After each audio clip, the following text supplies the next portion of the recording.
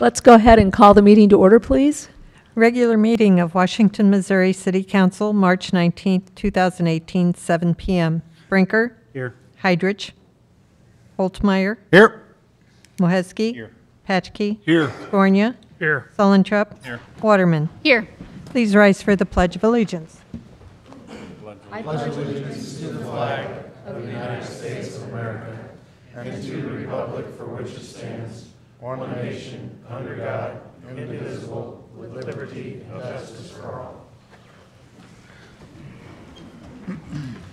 Will all the council members answer if they have or have not read the minutes of the council meeting dated March 5th, 2018? Brinker. Yes. Holtmeyer. Aye. Moheski. Aye. Patchke. Yes. Gornia. Yes. Sullentrup. Yes. Waterman. Yes. Having read the minutes, are there any comments or questions? Any corrections? I'll make a motion. Second. Okay, we have a motion by Patke, seconded by Holtmeyer to approve the minutes from our last meeting dated March 5th, 2018. All those in favor signify by saying aye. Aye. Opposed? By your vote, you approve the minutes. Thank you. Approval and adjustment of agenda, including consent agenda. You have a liquor license application for Olivino LLC. Okay, the information is in your packet. New business on Main Street. We have a motion by Brinker, seconded by Sullentrup, to approve the items on the consent agenda. All those in favor signify by saying aye. Aye. Opposed? By your vote, you approve the item. Thank you. Priority items, mayor's presentations, appointments and reappointments, park board appointment. This evening, we have the appointment of Betty Werner to the Park Board. It'll be for the usual 3-year term. Make a motion. Second. Okay, we have a motion by Holtmeyer, seconded by Patke, to approve the appointment of Betty Werner to the Park Board. All those in favor signify by saying aye. Aye. Opposed? By your vote, you approve the appointment. Thank you. Certificate of Appreciation, Lions Club. Okay.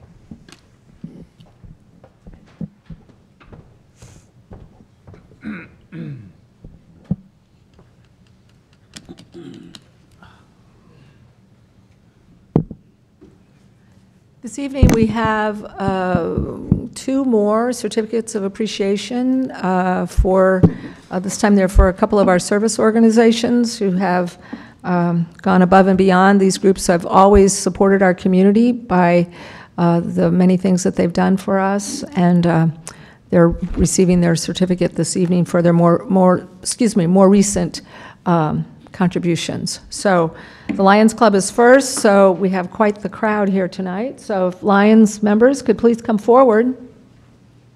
I understand that some of the Lions are also Elks members, so, and Elks members are Lions, so.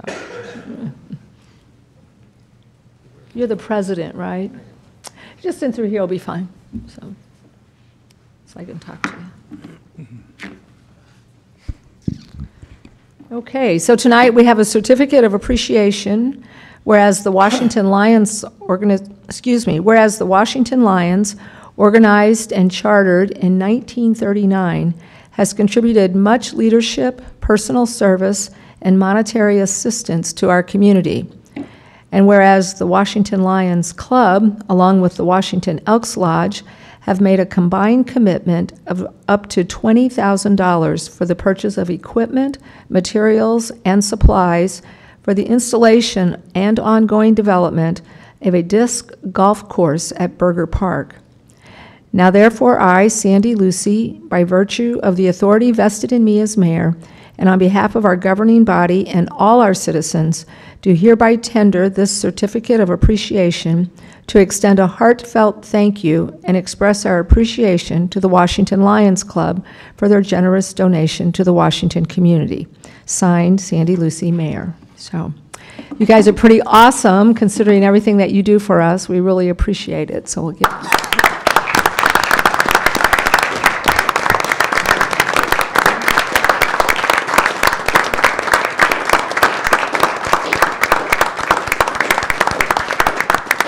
Now, I remember being at a meeting a number of years ago, and you had the statistic of how many pork burgers you all had sold in the history at that time. I don't know if you're continuing to tally that number, but do you remember what that number was? Does anybody remember? It was like, it was like, yes, it was six figures of pork burgers that you all had prepared and sold through the years to make many of your contributions. So you are the president, Mike. Would you like to say a few words, please? I'd just like to thank everybody for the certificate and the recognition for our club. We are, of course, all of us a part of Washington, and we will continue what we've been doing for the city. Thank you. Thank you. Thank you.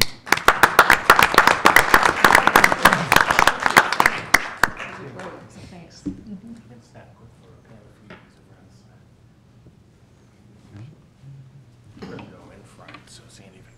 Right here in front. Right up here, not behind, but Come around. somebody right up here. Come on. There you go. You can get a little closer so we can all see them. All right, 1, 2, 3.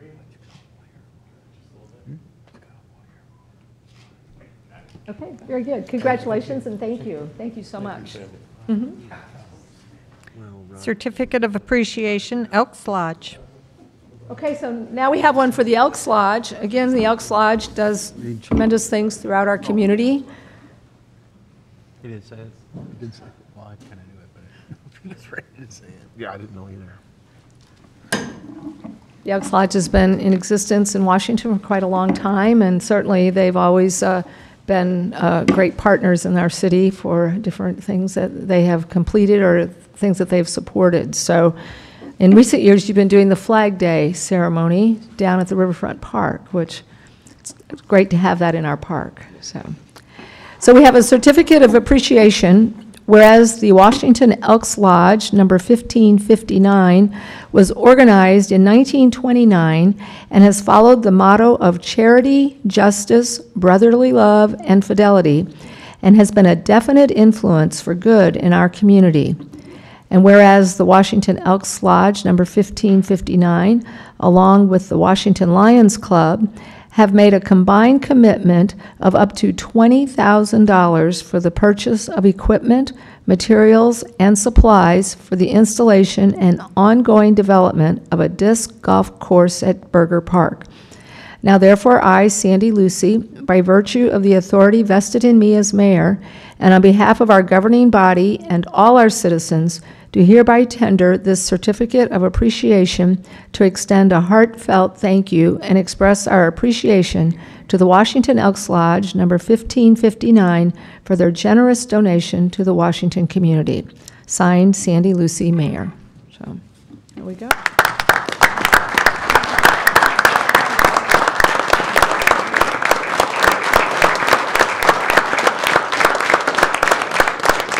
Okay, so you want to say a few words? Thank you, Mary Lucy. Thank you, Council. Thank you to our citizens. I would definitely like to say to Taylor and Sean from the Lions, thank you to you guys. You've done a lot of forefront work for this and a lot of good deeds for us, and continue that hard work for that.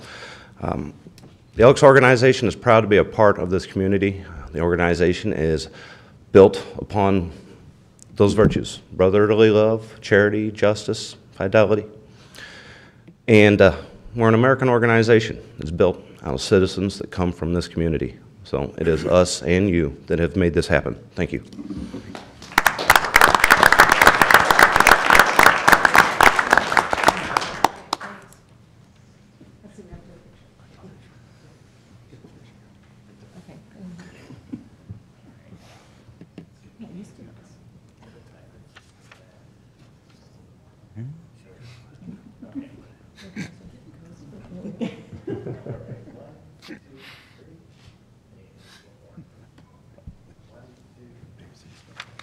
Okay, thank you, guys. Thank you. Thank you so much.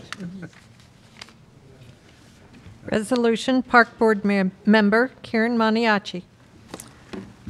Okay, so tonight, Karen, come forward. So tonight we have a resolution for Karen Maniaci for serving on the Park Board for quite a number of years. So anyway, so we'll go ahead and present that. It's a resolution from the City of Washington, Missouri. Thank you, Karen Maniaci. Whereas Karen Maniaci has been a member of the Parks and Recreation Commission for 11 years, and whereas during her 11 years in office, she has given her time and effort to serve the citizens of the City of Washington, Missouri, and whereas she has served faithfully in her capacity as a member of the Parks and Recreation Commission and has played a vital role in the important work in the community. And whereas her dedication to the Parks and Recreation Commission has won respect by the community, and whereas Karen Maniaci is entitled to just recognition for these efforts. Now therefore I, Sandy Lucy, by virtue of the authority vested in me as mayor, and speaking on behalf of the Parks and Recreation Commission and all our citizens, do hereby tender to Karen Maniaci this resolution, extending our deep appreciation for her 11 years of service to the community, and order this resolution spread upon the records of the City of Washington, Missouri, and a copy thereof delivered to Karen Maniaci. Signed, Sandy Lucy, Mayor, and Mary Trentman, City Clerk.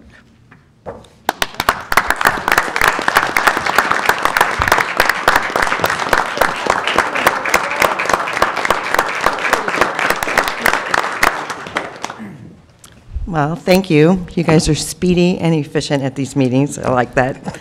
I didn't prepare to say anything, just that it was an honor to be on the Park Board. I got to be witness to a whole lot of really good things that happened in the last 11 years. And they're in good hands for a bunch of good stuff to come. So thank you. Thank you.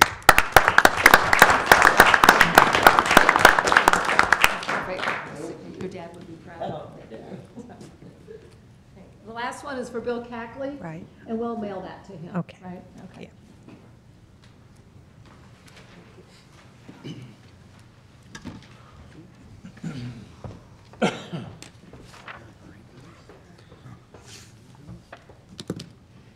Public hearings, rezone 108 to 138 Bush Avenue from M2 Heavy Industrial to C2 General Commercial. Yes, this is a request for a rezoning of the old historic Bush Brewery from 108 to 138 Bush Avenue. Currently, it's zoned M2 Heavy Industrial. You can see this gray. That's what the Sporland is also zoned as well, the Sporland plant. This building has been zoned that way since zoning came into effect in the mid-'80s, and it was done so from previous uses. As it's changed over the years and gone into a more commercial use, it's really it'd be more appropriately zoned as C2, so the owner has requested to rezone it into C2 General Commercial. Everything they do there currently today is permitted in C2, and the request to do so would actually be bringing it into conformance. So it's just really just a standard procedure to bring it into the master plan. So if you have any questions, I'd be more than happy to answer them. Are there any questions? Make a motion accepting the minutes. You got it. We have to have a Comments. public hearing, though, first. So, is there anyone here this evening who would like to address the council on this issue?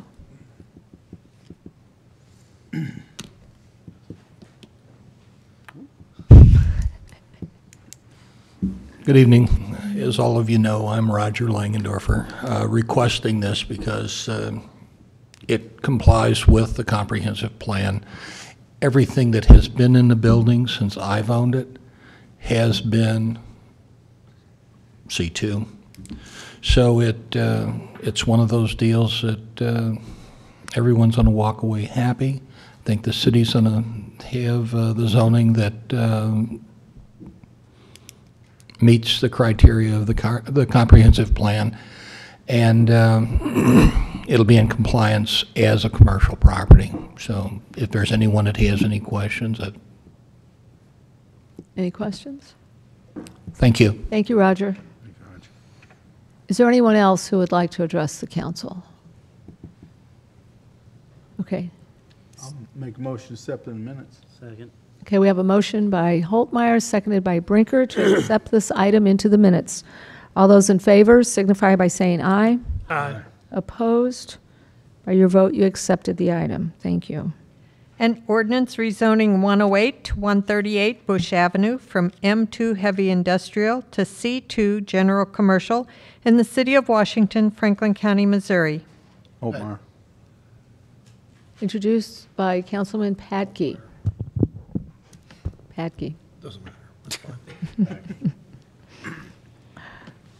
This is the ordinance that follows the previous item. Any questions? Okay. An ordinance rezoning 108 to 138 Bush Avenue from M2 Heavy Industrial to C2 General Commercial in the City of Washington, Franklin County, Missouri. Scornia? Yes. Waterman? Yes. Mohesky? Yes. Patchke? Yes. Brinker? Yes. Sullentrup? Yes. Holtmeyer? Aye.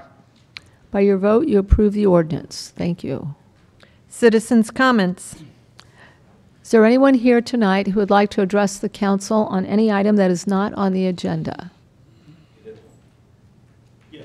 Dwayne, come on forward. And you need to give us your name and your address, and then, Dwayne Reed, 207 MacArthur here in town. My questions are on the riverfront tonight as far as the planner area. Have many questions. How did it come about? How is it getting done so fast? I understand we've already removed some asphalt down there today or recently. And I've got a lot of questions. I'm not here to represent the boat club. I'm here to find out as a citizen and to see what the plans are after the planner's in. I'm looking at some of the areas. I've got a photo here. In some of the areas with not touching the trail, proposed trail, that areas that are very, very small, 25 foot down to 14 foot in some areas, to where I don't know how anyone getting into that area can get in. And if you meet anybody as you're on your way out, how can people pass without getting on the trail? Is there a problem with that? Another thing is we have monthly meetings down there, and looking at what I see here, there's no way that a person can park on an angle without infringing on the trail and or letting people get by to turn around and come back. I guess I'm looking to see what the situation's going to be as far as on meeting nights, on other situations, on a busy Sunday or Memorial Day when we run the flags for the Memorial Day deal. A lot of people pull their vehicles down there with their trailers on them because they're not going to leave their boat forever. I understand we're not going to be able to park on a trail. I understand that. But what is going to be the new criteria for us to be able to be there and be in existence to be able to turn our trailers around, okay. or bring a cooler or do whatever? Because as it is right now, there's not going to be any parking down there the way I see it. So I have lots of questions. I don't know who to propose them to or how to handle this. Yeah, well, John was going to address this evening Right. in another category, but certainly go ahead and now. Yeah, we can So definitely anyway, jump into so in that way, we can have the discussion. Yes, it was brought to my attention over the weekend that I inadvertently provided council with the layout of Elbert Drive and the proposed trail connection, how that was going to essentially lay out. So I know we talked about it in passing as far as when is the trail going to be open, the Western Trail going to be open, and I know I indicated that we're waiting to get Elbert Drive paved and the front parking lot done. But I do apologize for not getting that in front of you. I sent that email out this morning with the proposed layout. This gentleman is correct. There is, and you can see it, and I'll try to do what I can here. There is, we call it an existing green space. What that was is it was some area there that was left over after we did the overlay project. So just to kind of maybe get into it, Elbert Drive is essentially right here at this location. That is the actual platted Elbert Drive. There's also a secondary entrance just to the north into the parking lot. So the thought is how are we going to fit a 12-foot wide trail connection to, from the west to the east without taking up as much, the goal was to limit as much space as we possibly could. So the thought was, well, we could utilize this northernmost entrance as Elbert Drive in conjunction with the entrance to the parking lot. It's kind of hard to see. There's some yellow faint lines in between there. I don't know if you guys can see that or not. But that's the proposed new striping layout. And essentially what that does is that increases the parking down on that parking lot from 28 stalls to 40 stalls. So it's a pretty big increase in parking stalls. Currently, you can see the layout is perpendicular along Elbert Drive and then 60-degree parking along the riverfront. It'll all be perpendicular parking with a 25-foot drive lane. So to give you some perspective, 25 feet is the main drive lanes like Walmart or Lowe's. So it provides plenty of ability for people to move in and out on not only people that enter the trail, but people that maybe use the courtesy boat dock, and people that would utilize the riverfront in general. That paving would end at this there's a red line right here. There's a utility pole there, just past the sinkhole that we repaired a couple years ago. The proposed paving is to end right there on the parking lot. That being said, the pavement will continue, and I'll zoom out a little bit, will continue down the entire length of Elbert Drive to, and then past the boat club, to the termination point at the Western Trail. So the eastern termination at the Western Trail, that's in today. So it'll actually provide hard surface all the way from Lafayette now to that Western Trail. So really what it came down to is there was 4 main concerns, and your concerns were definitely high up high up on our list. The 4 issues were the next phase of trail construction. So currently it's a 12-foot wide trail connection.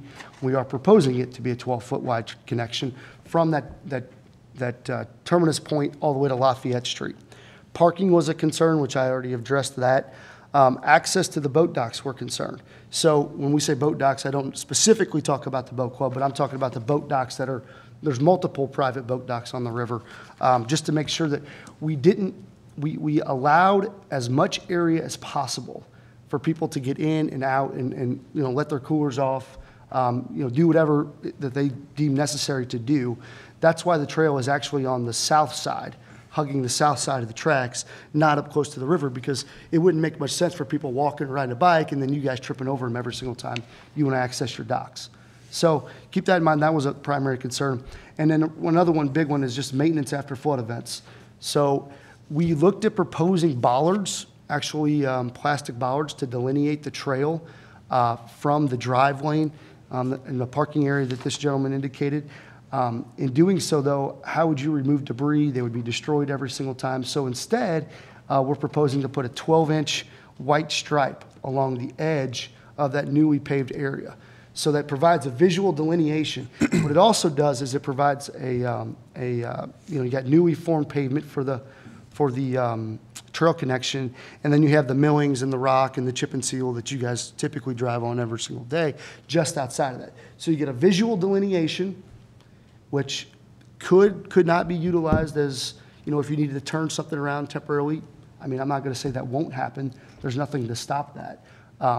And it also has just the different type of material, being rock, millings, and or asphalt.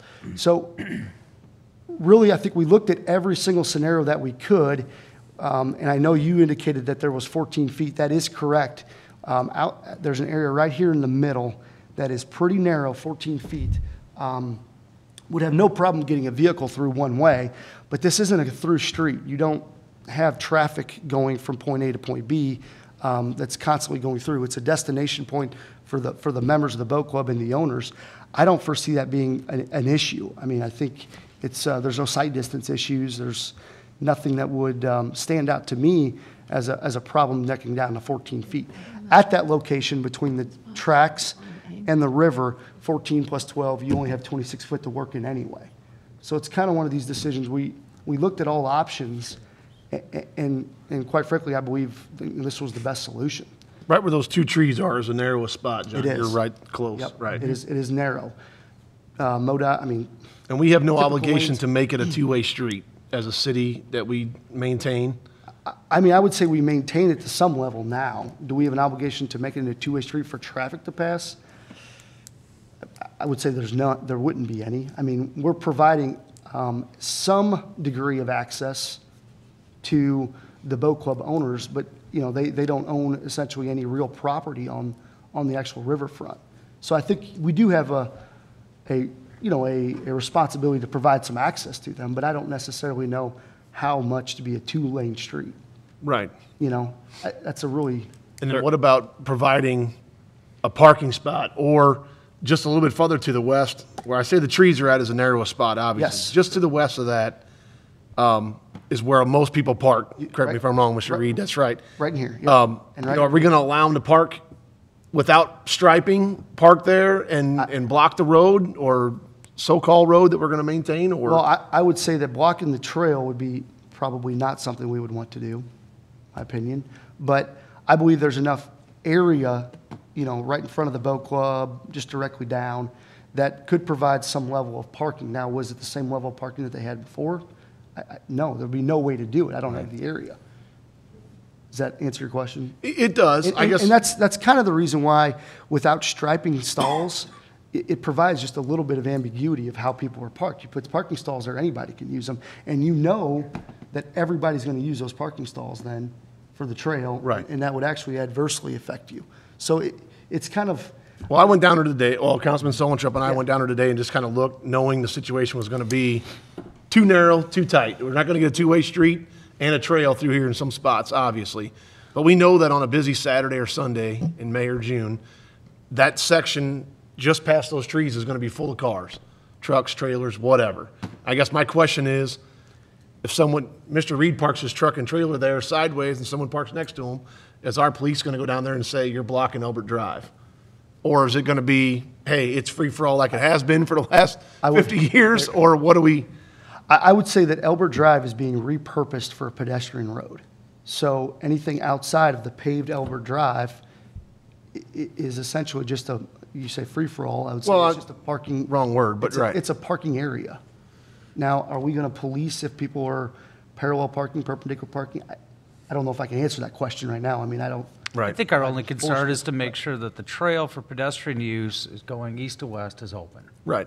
Other than that, I don't see why we would have any other, like I said, that would continue the way. And I At would. some point, they're going to be able to turn and drive across the trail with the front tire and come back out. right. And then it's going to be open when you. I think we'd be naive to say that wouldn't happen. Exactly. And I don't think that I would not have an issue with that, as long as everyone's, you know, doing it in a safe manner. But once again, you know, these gentlemen and people who own the boat club, it's a destination place. If it was a through street where you're having people,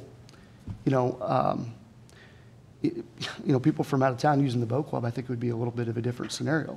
But it's more of a destination. I'm just looking, there's really not a whole lot of other solutions to look at, other than you could look at necking down the trail, which is one option. You could look at. That's what I thought first. If the trail was 6 foot instead of 12, but does it gain us anything? If we put the stripe down to 6 feet, You got we're 20 still, foot. we're not gaining a lane. We're not gaining anything else other than. You're never going to get a second lane. Correct. I mean, you could see you could kind of see right in this area, you could see, I think they use this as a turnaround. You could see they kind of encroach on the Yes. right away now. Right. So, it's kind of one of these situations where I'm not going to be able to solve all the problems. I don't have the space to do it. It's trying to limit them. Yeah, and I understand that. Questions continue. You're only going to pave the trail. You're not going to pave the rest of Albert Drive, Correct. correct? Yep. So we're going to have a 12-foot walkway? Is that what that is? It's a 12-foot walkway with a 1-foot stripe. Uh-huh. Yes. So, I'm asking, what do we do on meeting night, and what criteria do we need to follow? I mean, the way this is going to be right now, there's no way you can have a meeting down there with 40 or 50 cars. You'll be walking a quarter mile just to get there, because we can't park on the trail, and I understand that. But, I mean, I hate to say I'm looking for a variance, but is there going to be an exception on meeting night or something like that to where we're not going to be ticketed if somebody does park on the trail? Not that I'm looking for that. I'm throwing questions out here. I'm in no man's land. I don't know, and that's why I'm here and I'm asking questions. And that's one. I have many.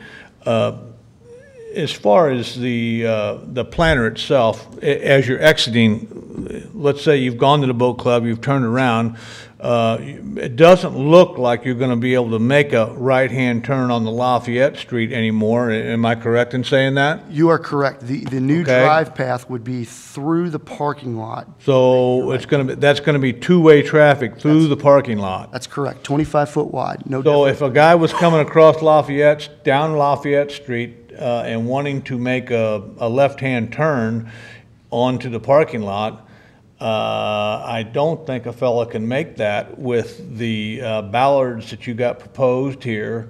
With a 22-foot trailer, 24-foot trailer, you're going to have to go down to the river and probably all the way to the gravel lot, turn around and come back just to get through here, and go down and turn around wherever, probably around the Johnny on the Spot down there at the boat club, to turn around and come back out, no place to park, drop off your goods and come back out, exit the same way you come in. I see this being very, very busy. I see this being, you know, if everybody was driving an Escort, well, it's not a problem, but some of these fellows drive big trucks, and from what I'm seeing on some of these measurements here, it's you've got 22 foot in here, and you're coming through with the police won't even let me park my boat trailer on the street. It's too wide, apparently. So, you know, I see this being a really cluster. Well, to answer your first question, as far as people going northbound on Lafayette to turn into the parking lot, we are actually removing and replacing a section of asphalt right here next to the striped area. Currently, that's not a approach apron; it's just a regular curb and gutter. Okay. I could just as easily replace that with a lower type curb cut approach to assist you in making that turn in. It would still be striped off. Yes. That striping is just there for emergency services anyway. Gotcha. So that could assist you in getting into that lot. And I would have, I mean, that's not an issue at all. Okay. As far as the necking down the 22 feet, you are correct. I did neck that down from 25 to 22, with the theory being that there is no parking stalls on that north side. So typically, these people backing out, once again, can actually utilize this striped off area to drive away. You know, I'm not going to lie, probably, I mean, it could be driven upon. I could look at just as easily taking that striping down and either having it or getting rid of it in its totality. I just didn't want people parking there, because if you have people parking there, then you have a physical barrier to stop a vehicle from using it. So we did think about that. Okay.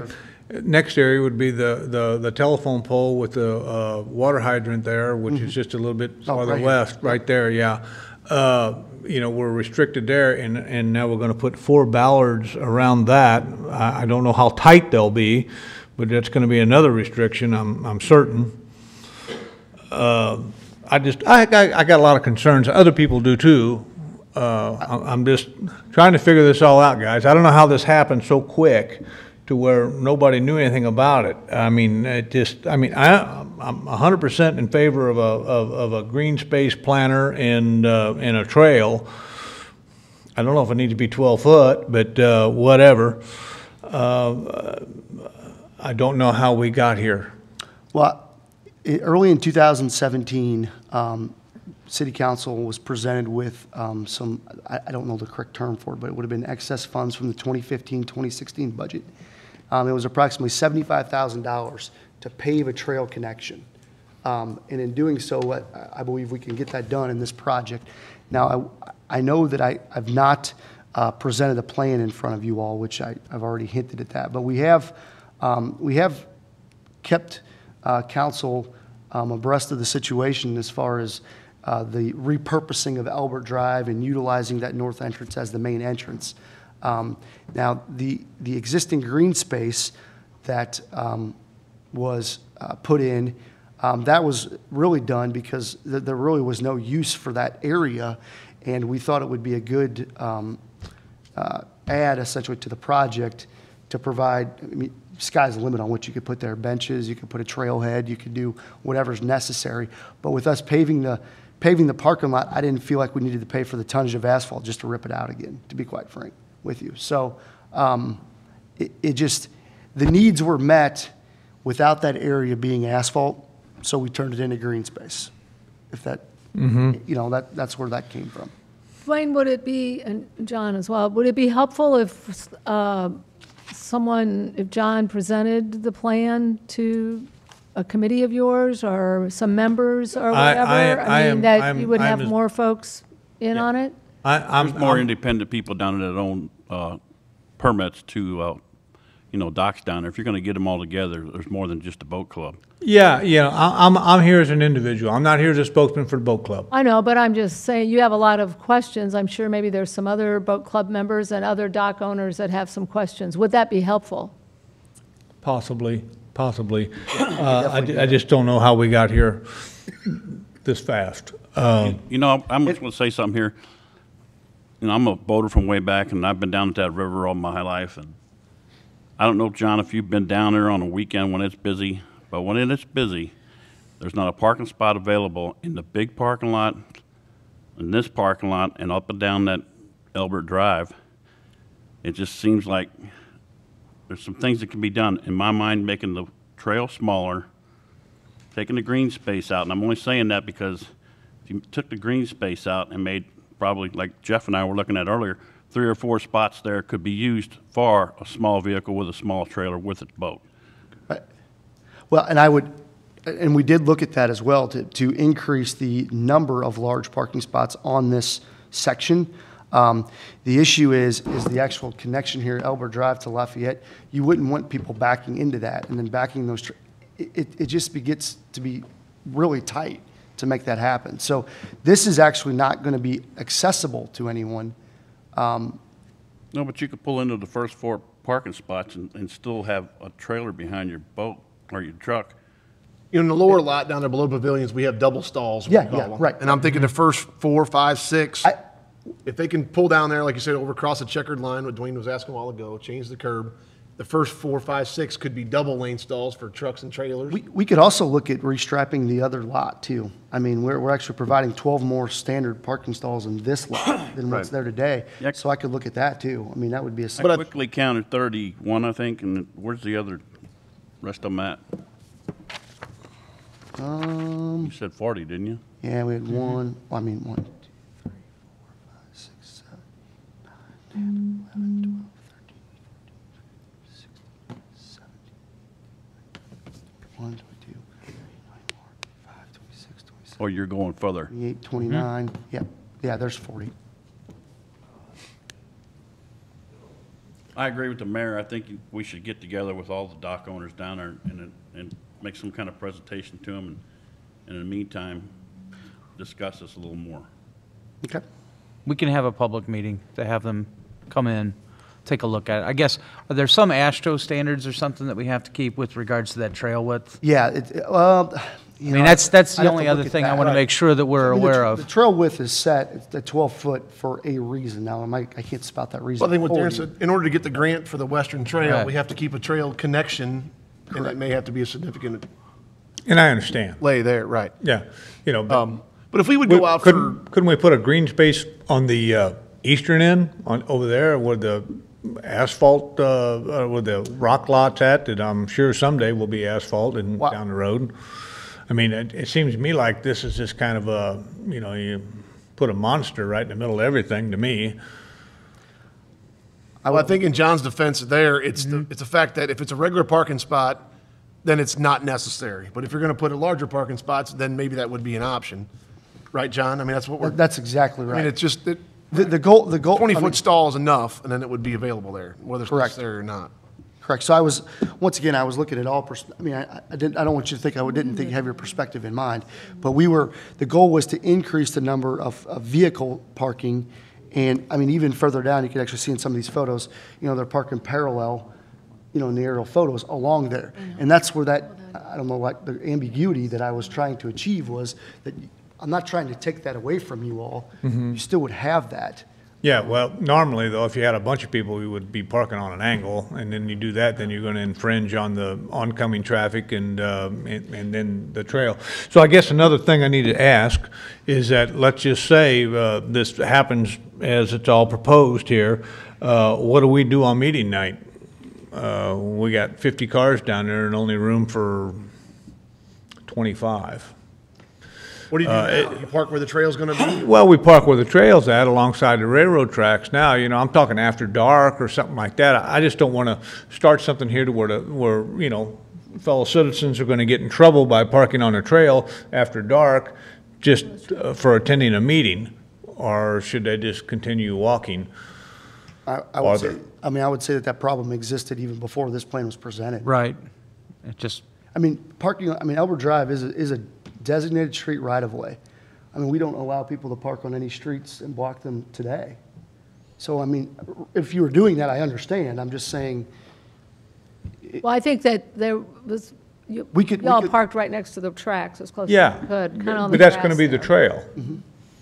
So the trail would be there now. Yeah. Mark, would you be able to get a group together? Aren't you an officer of the boat club or whatever? And then we would find out who the other dock owners are down there and have a meeting maybe next week, as soon as next week? And, yeah, we could, yeah, quickly. What do you guys think about that? I would be more than happy. I know, I mean, I have discussed this with some members of the boat club, so it wasn't necessary, I didn't get a meeting scheduled with everybody, but I did discuss it with people on the board to just take a look at it, and I didn't get any negative feedback back, you know, from them. So I apologize once again that I didn't get that meeting pulled together, but that's not an issue at all. well, we can certainly hold another meeting, discuss and look at some options of what we have to do to keep the trail open and meet the parking demands of what you guys have. Now, you know, might have to be some give and take, but Thank you for your time. You're welcome. Thank you, Dwayne. Good evening, Mark Frankenberg, 4485 Old Highway 100, and I'm also the secretary for the boat club. Right. When I was looking at this, and I remember, I think it was 93, 94, they raised the tracks. Okay, and then they dumped a bunch of extra rock along the riverside, which took up several feet. And I know that there is no designated right-of-way for the railroad coming through there. They don't have a specific width. So can we look into, if you look at this, the tracks, or the TOA slope, wants to project out in several places and is not parallel with the tracks. You want to go back to first picture? Okay, yep, right here, Yeah, there it is, Mark, up here. right here. Yeah, you see how it's not parallel with the tracks, and they raised that quite a bit in the big flood. Okay, I think they raised that tracks up 2 or 3 feet. After 93. Yeah. What's keeping us from taking a little bit of that off with a road grader or whatever, and we can grade it right over the edge, probably, and taking a little bit from the railroad that they took back 20 years ago? And I know for a fact there's no specific right-of-way going through this portion of the railroad, because there isn't, okay? They don't have When we 60 did feet from the sinkhole, center We line. had a right-of-way, we had 60 feet there. It was, well, from memory, I think it was like 25 feet off the center line Or of 30 the feet from the center line of nearest the most. track. In some areas, but like when you're over. We just Yeah. discussed that less than a year ago. Yeah, well, when we was over at Andy's, I've got the railroad plans at my office, so. What that 25-foot does is essentially, that's the triggering mechanism for the actual conductors, the engineers on the train, to call it in to UP headquarters and say, hey, somebody's working too close to the tracks. So it's really a 25, it's an ambiguous triggering mechanism for them to police, inspection mechanism. But this group here kind of controls, There you go. this group here kind of controls the railroad going through Washington, as you all know. And if we can, I was like, who are you looking at? That's Well, wishful thinking. I noticed we got them slowed down and everything else, so something happened here, okay? But if you look at it, when you're getting up here to the other end, it's a lot wider in a lot of areas. And maybe we can narrow it down to get, keep your trail width and give us some parking. Maybe it's something to look at, because I know they have 2 tiers now. It comes up, and it flattens out, then it goes up again. And railroads are usually 2-to-1 slope. And they've got a lot flatter slope than a 2-to-1. So what if we start giving them back, taking back what they took? Something to look at.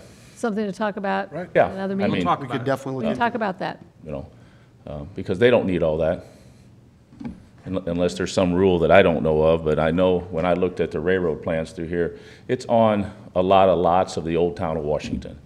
When we were doing Andy's development up there at Market and Front Street, there is no width there.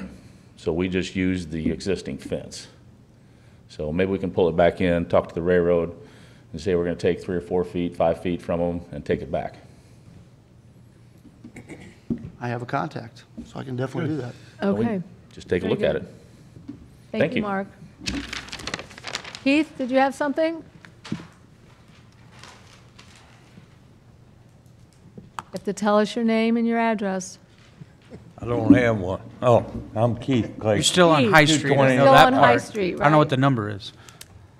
Down there where right there in the corner where the red, go to the right, where the red vehicles were.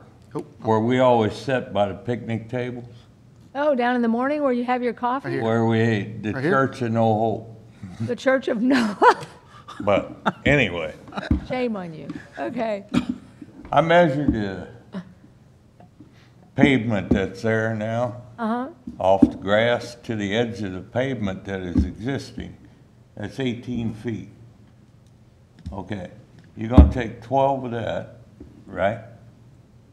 From wherever, coming off the grass on the railroad. Yeah, you have 18 feet, and we're going to take 12 for a trail, so that would leave 6. So what's gonna happen at the end of the trail out to the riverfront, or out to, Riverbank. because at 18, you take 12, you got 6-foot drive lane, and then the asphalt drops off, and then you got water holes, you got rock. It looks like you've got more based on that picture. Is that right, John? Yeah, we measured more for sure, but I could double check that. I have to give you the exact location. I just measured it. Did you measure it by the picnic benches? Is that where you were, by the picnic tables? Yeah, when you drive up through Elbert Drive.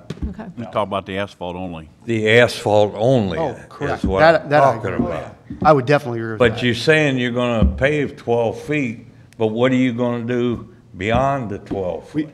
Yeah, if you indicated you had 18 feet, right? Is that what you said? It's foot? 18 So feet there's that's 18 there now, 18 feet of roadway, proved surface with chip and seal, essentially. that are chip and seal. And what what we're proposing is to add a 2-inch overlay, so asphalt overlay over the trail, which would leave a 2-inch lip. Would you, I mean, that's correct, 2 inches, 2 plus 0 is 2. So we'd add a 2-inch lift of asphalt to that. So we're going to have, we would have 6 foot left over remaining of chip and seal, and then whatever rock, millings, whatever that is north of that. Well, just plain rock with water holes. That's the proposed, would be the plain rock and/or millings. We have millings available to us, so we could do some surface treatment to that if necessary. But So you're gonna throw more traffic onto that rock. that's the And- proposal. Eventually, it's gonna get rougher We with that much traffic. Right now, you have very little traffic on the gravel part. You know, one option, I mean, if we're concerned about traffic, traffic for Well, you know, walkers, things, we could look at putting signs up that said this location, just off the parking lot is for boat club members and/or owners of docks only. Not open to, Well, but you got a 6-foot lane, and you got a guy going this way and a guy going this way, how they gonna pass without getting onto the rock? well, that's part of this only having, 18 foot to work within. There is no sight distance issue. It just essentially becomes, moving over and letting them pass, just like Yeah. you would on any other narrow street in town. But you've never been down there on a busy Sunday in June or July. Well, I'm not going to say I have or haven't, but There you go. Thank you. You're welcome. Thank you, Keith. Anyone else? Okay, so we'll get a meeting together. not a problem. All right. Thank you all for being here. Report of department heads. I do have two other items real quick. I don't know if anyone's noticed, but up by the doctor's office, Mercy Doctor's Office, there was a pretty large puddle of water standing there on Fifth Street. We are in the process of getting a plan put together to do some pavement repair and replace a culvert. There's a 12-inch culvert underneath there that has collapsed. We've been filling with a cold patch throughout winter, but what we will actually be putting in new inlets, replacing that culvert across the entire section of road, and then repaving it and putting in ADA ramps. So just keep you all, it's going to take probably about 4 to 6 weeks. I'm shooting for an early May completion date. So there will be some pretty substantial construction for 2 to 3 days. That'll cause some traffic issues. Where's this at?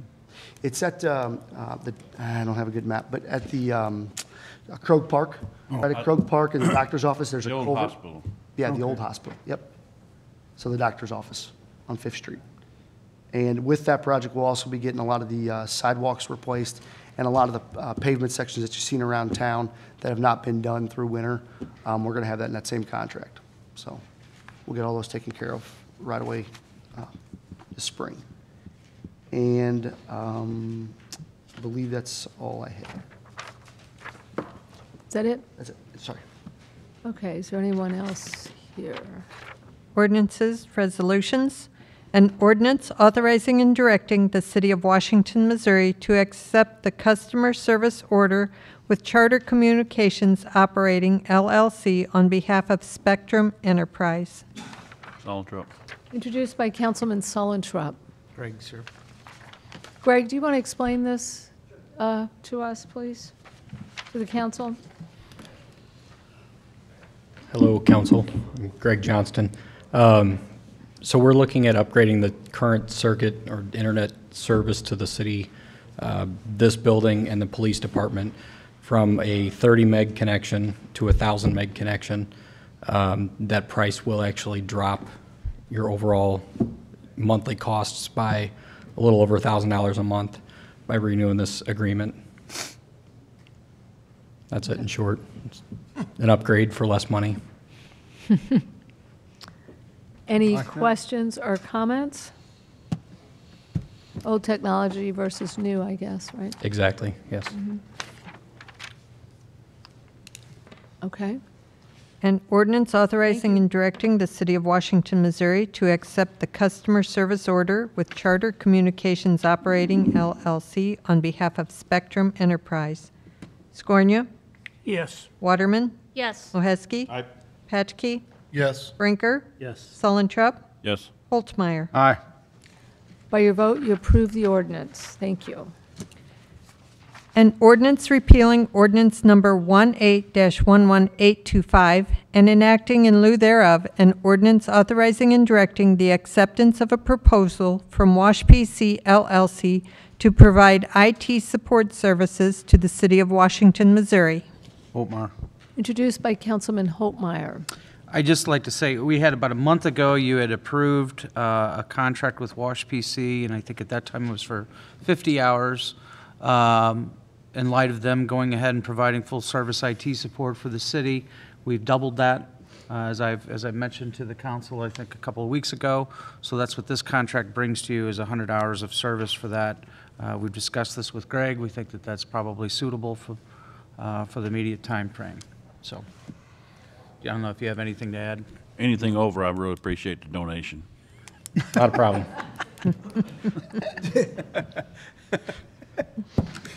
Any questions or comments? Okay. An ordinance repealing ordinance number 18-11825 and enacting in lieu thereof an ordinance authorizing and directing the acceptance of a proposal from Wash PC LLC to provide IT support services to the City of Washington, Missouri. Scornia? Yes. Waterman? Abstain. Moheski? Patchke? Yes. Brinker? Yes. Sullentrup? Yes. Holtmeyer? Aye. By your vote, you approve the ordinance. Thank you. Thanks. An ordinance accepting the bid from Don Brown Chevrolet to approve the purchase of a 2018 Chevrolet Equinox by the City of Washington, Missouri. Brinker. Introduced by Councilman Brinker. John? Okay, within your packet, I provided the cover letter just outlining the budget amount of $25,000 to the building department. Last meeting, we had one for the engineering department. This is a building department. We all got together with the building official, the new building inspector, just to ensure he could fit in the vehicle. If you haven't noticed, he's fairly tall. But we actually, he agreed that a mid-size SUV, really the goals here is why does the building inspector need a pickup truck? That was my biggest question. It's never used as a pickup truck. A lot of the things he has, plans, things of that nature, need to be enclosed anyway. A cab doesn't provide as much room as a small SUV would. In addition, you get the better fuel economy, and it actually was a 15% decrease in purchase price from a 4x4 truck. So I went to the MoDOT's state bid, essentially, and got the number off of that, and that's what we're proposing in front of you today, is to move forward with that. We did receive $2,300 in the trade-in on that old half-ton Silverado. Any questions or comments? An ordinance accepting the bid from Don Brown Chevrolet to approve a purchase of a 2018 Chevrolet Equinox by the City of Washington, Missouri. Scornia? Yes. Waterman? Yes. Mohesky? Patchkey? Yes. Brinker? Yes. Solentrup? Yes. Holtzmeyer? Aye. By your vote, you approve the ordinance. Thank you. John, can we get a 3/4 ton seat in that vehicle? We could look at getting a leveling kit and better shocks, maybe, just to help him out. An ordinance amending Section 165.240 of the Code of the City of Washington, Missouri, relating to court costs for municipal ordinance violations. Solentrup. Introduced by Councilman Solentrup. This is, we were notified by the circuit clerk's office this year after we started sending tickets over there that one of our ordinances didn't read exactly the way it should have for court cost purposes. So this just amends that, so we're not increasing anything beyond what we're currently doing. We're just making sure that the ordinance reads the way it has been enforced, so. Any questions or comments? An ordinance amending Section 165.240 of the Code of the City of Washington, Missouri, relating to court costs for municipal ordinance violations. Scornia? Yes. Waterman? Yes. Mohesky? Aye. Patchkey? Yes. Brinker? Yes. Solentrup? Yes. Holtzmeyer? Aye. By your vote, you approve the ordinance. Thank you. An ordinance annexing 4.19 acres of Weber Farms into the City of Washington, Franklin County, Missouri. Scornia. Introduced by Councilman Scornia. Sal? This is just the next phase of the Overlook of Weber Farms. We went over this, I think, 2 meetings ago, and then just with any voluntary annexation, we hold the public hearing and we wait 15 days for any opposition to be submitted.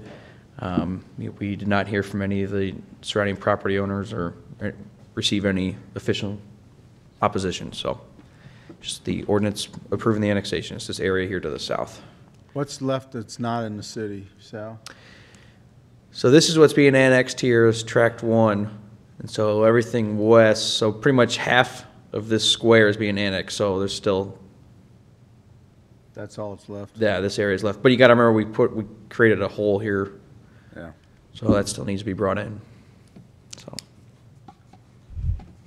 Okay. Any other questions? Thank you, Sal.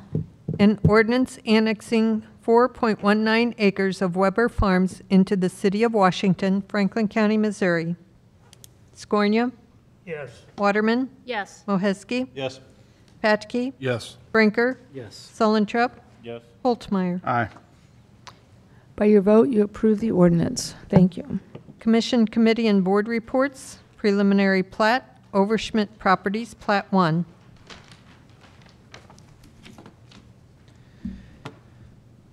So this is a very simple preliminary plat and final plat. They're requesting both to be approved tonight. There's no public improvements required, so we can move forward with the final plat at the same time as preliminary plat. This is the Overschmidt Commodities property at the corner of MacArthur Street and East 5th. Right now, it is the offices, and then also there used to be a I think it was an auto repair shop to the rear. I'm not sure what use is in there now. I think it's a detail shop. It's currently all on one lot. They're wanting to, well, it's zone C2 overlay, which is our general commercial, and then the overlay allows for a mix of single-family and two-family uses as well. What they're proposing is to continue the commercial use. But the plat that they've submitted is just putting a property line right down the middle here between the two buildings so that each building is on its own lot. In the C2 overlay district, there's no minimum lot sizes, so there's no issue there. And they also have adequate right-of-way frontage along MacArthur Street and East 5th Street. Each building is addressed appropriately off of East 5th and MacArthur, so there should be no issue there as well. And there's no, like I said, since public utilities are already in place down MacArthur, there's no need for utility easements in between the buildings. So fairly simple. We recommend approval if you have any questions of me. Any questions? All right, thank you.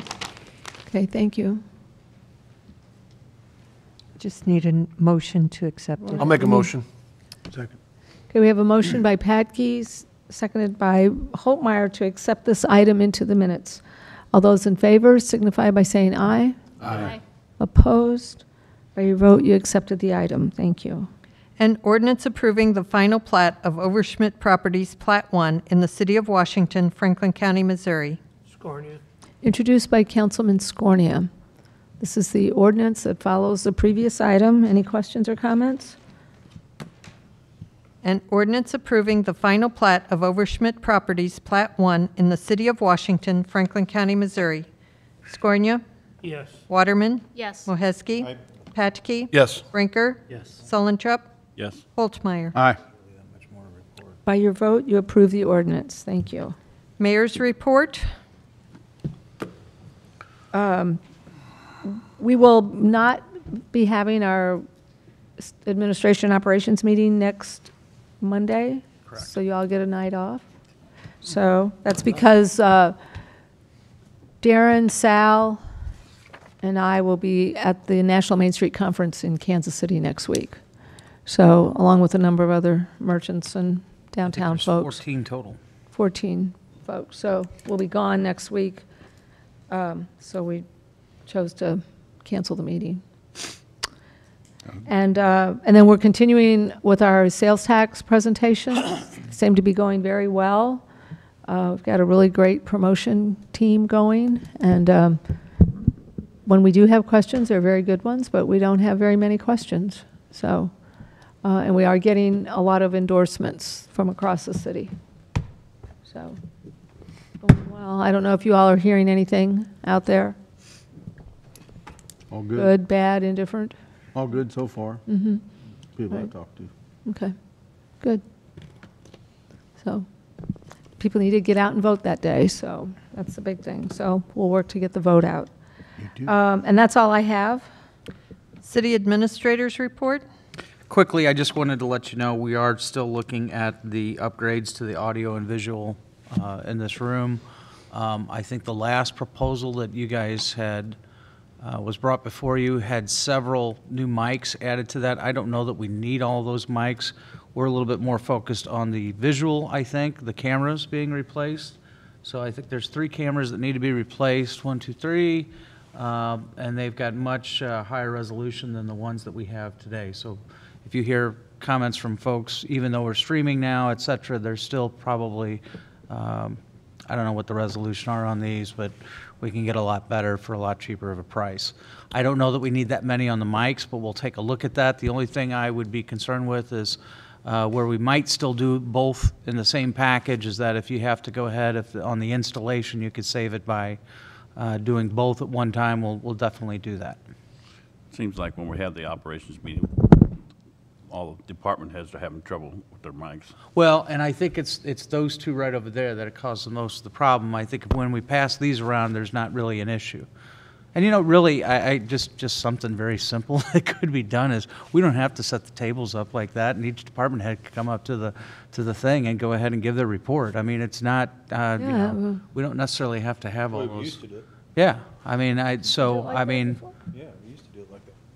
Gosh, that So would that's, be- and that's really the only meeting that I'm aware of where you need that many mics anyway.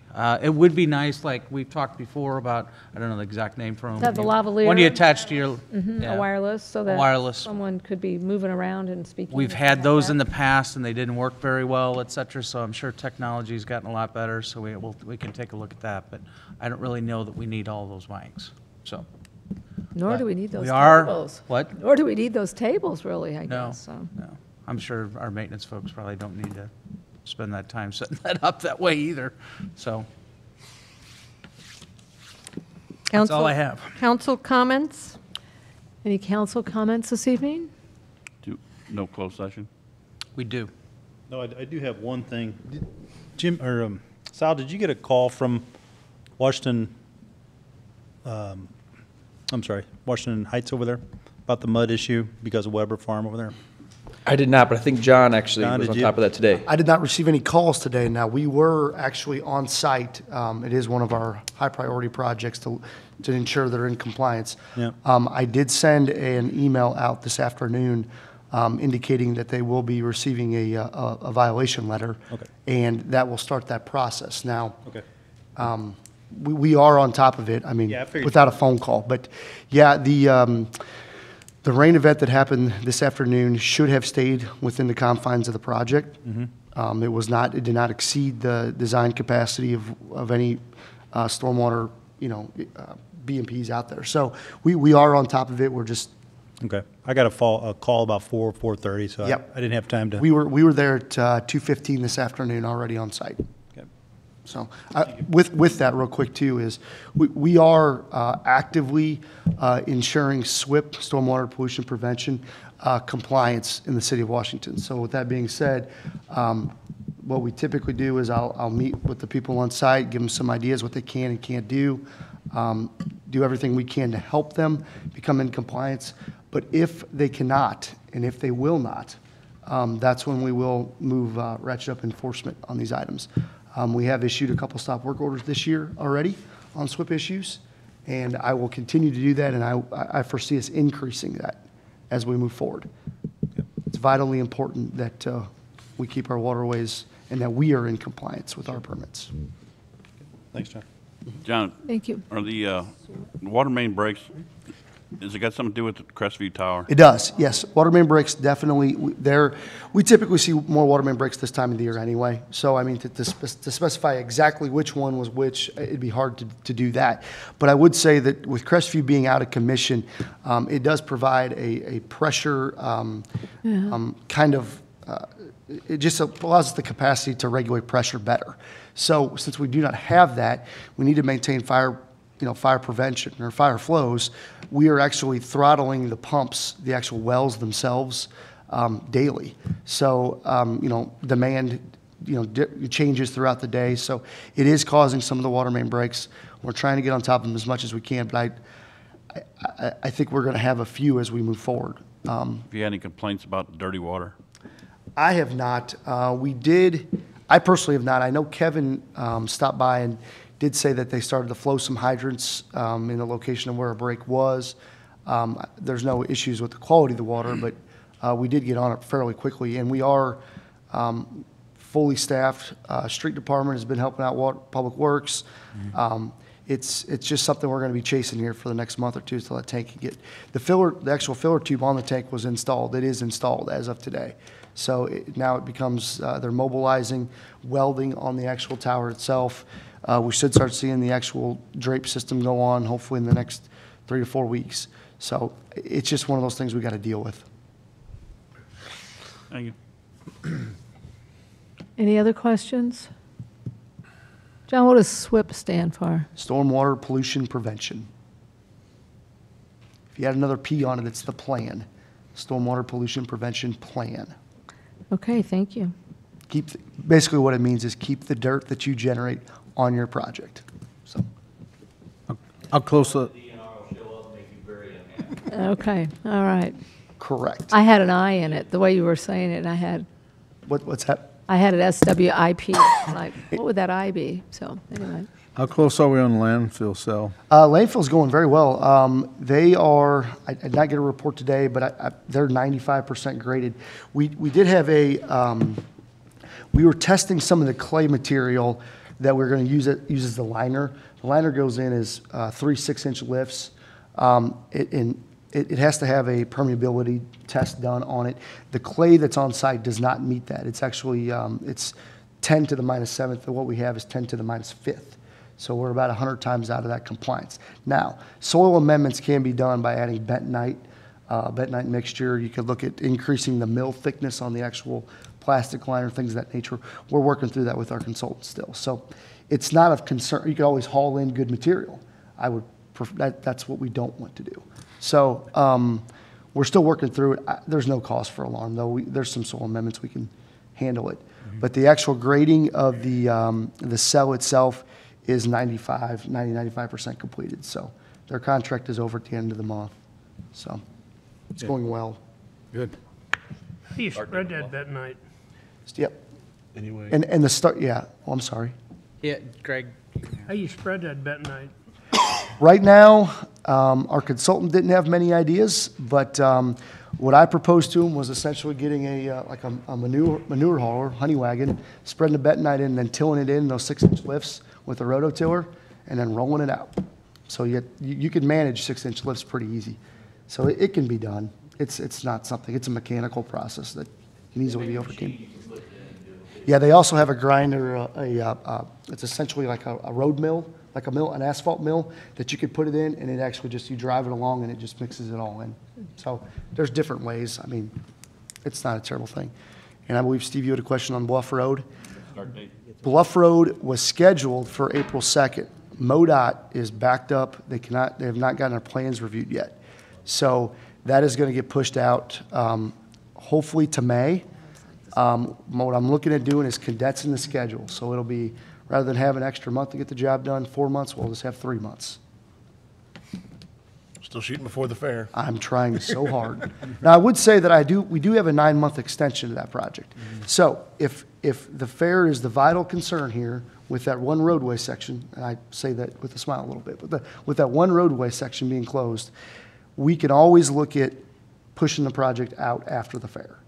That doesn't really hurt anybody. We still get our Depends on funding. MoDOT. Well, MoDOT's already, yeah, right now I'm at MoDOT's mercy on getting things back to us. Plans were submitted in January, which was about a month and a half, 2 months than when I wanted to have them submitted by. But if you recall, with our roundabout discussions, I basically halted everything. So I was hoping to condense it. We're just kind of in a little wait mode right now. So I'll keep everyone updated. Thanks, sorry. Any other questions?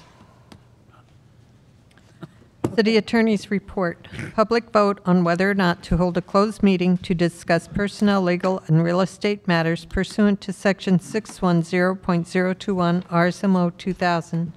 Scornia? Yes. Waterman? Yes. Moheski? Right. Patchke? Yes. Brinker? Yes. Sullentrup? Sure. Holtmeyer? Aye. Okay, executive session will. Thank you all for being here.